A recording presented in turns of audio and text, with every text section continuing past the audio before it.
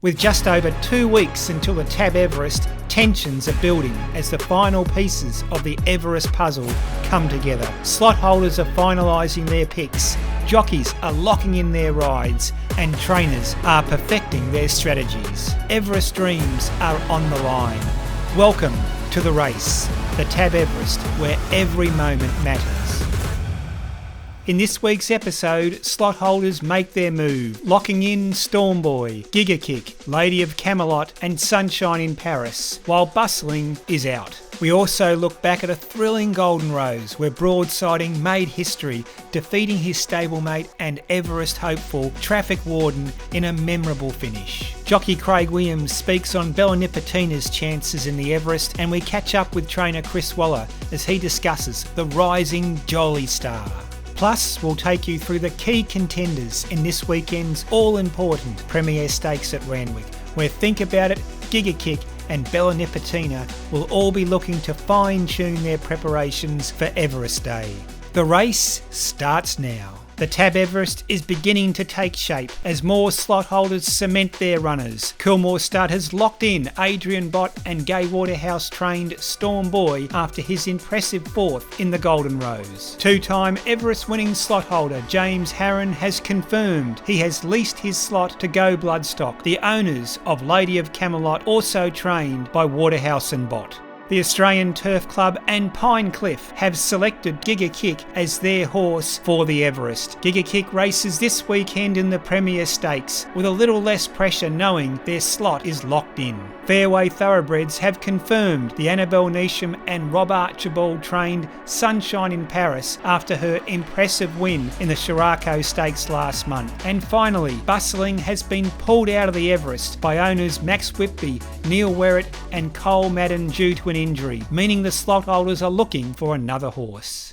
Let's take a look at last week's Golden Rose result, which confirmed Stormboy's Everest position, but the day was dominated by James Cummings and Godolphin. Last Saturday at Rosehill Gardens, the Group 1 Golden Rose brought together a star-studded field of 3-year-olds. Among the favourites were Everest hopefuls Traffic Warden and Stormboy, who had already clashed just 2 weeks earlier, with both colts set to show their potential in a tightly contested Golden Rose. As the gates opened, Stormboy, known for his front-running style, quickly took control of the pace. Traffic Warden settled just behind the leaders with a lovely run, whilst his stablemate, Broadsiding, was stalking Traffic Warden. With both colts well positioned, it seemed like a replay of their previous duel, but this time a new challenge was looming.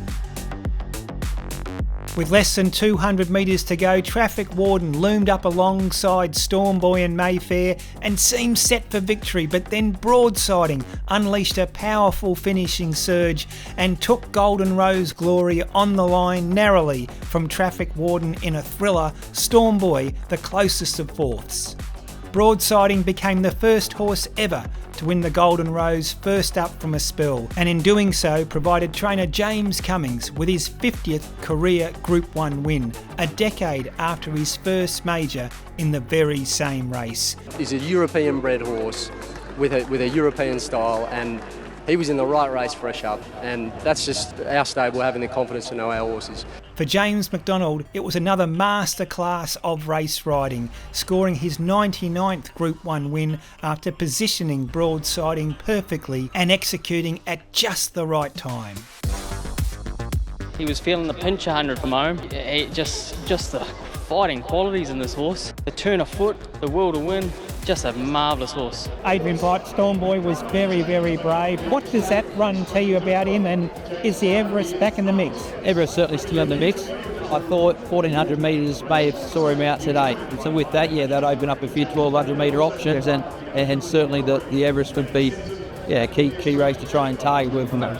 But it's not all about the boys. This year's Everest is being numerically dominated by the mares. There are 5 mares already locked into this year's big race. Bella Nipotina, Jolie Star, Steffi Magnetica, I Am Me and Sunshine in Paris. However, Amir has neither won or even place in the world's richest turf race. Let's hear from jockey Craig Williams on Bella Nipotina's chances, and then we'll catch up with trainer Chris Waller about Jolie Starr's preparation for the Everest. Craig Williams, next Saturday we'll see Bella Nipotina in what's going to be a hot Premier Stakes, but she seems to race every second or third week and never puts in a bad performance. Craig, what's her secret? I think maturity, time, and the way that Kieran and his stable are managing her. And physically, she's just got bigger, and it's quite remarkable. A 6-year-old mare, she's actually like an Iron Lady horse of racing, and you know she's going to take a lot of beating. Chris Waller, earlier this week you locked in Jolie Starr for the Everest. Is that a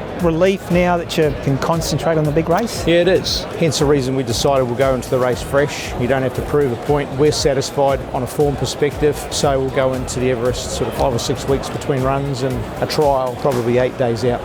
This Saturday at Royal Randwick, the crucial Group 2 $1 million Premier Stakes is shaping as a decisive key lead-up to the Tab Everest. Among the Premier entries are some of the biggest names in Australian sprinting, including Giga Kick, who is looking to build on his comeback Concord Stakes run. And think about it, the reigning Everest champion from 2023. They will be joined by Bella Nipotina, Buenos Noches, Marzu, Chain of Lightning, all hoping to impress Everest slot holders. We caught up with trainer Clayton Douglas to get the latest on Giga Kick.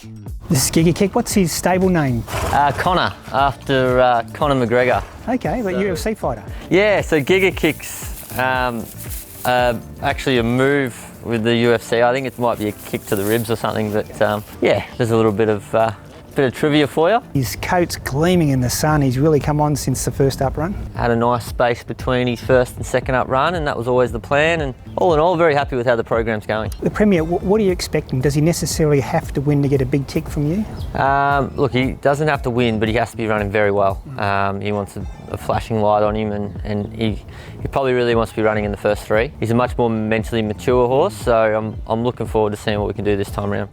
Let's take a look at the slots as they stand. Max Whitby, Neil Werrett and Cole Madden have a vacant slot. Coolmore Stud with Stormboy. The Australian Turf Club and Pinecliff Racing with Giga Kick. Go Bloodstock and James Harron with Lady of Camelot. And Fairway Thoroughbreds have locked in Sunshine in Paris. Tune in next week for all the analysis from the Premier Stakes and the latest slot developments as we count down to the Tab Everest.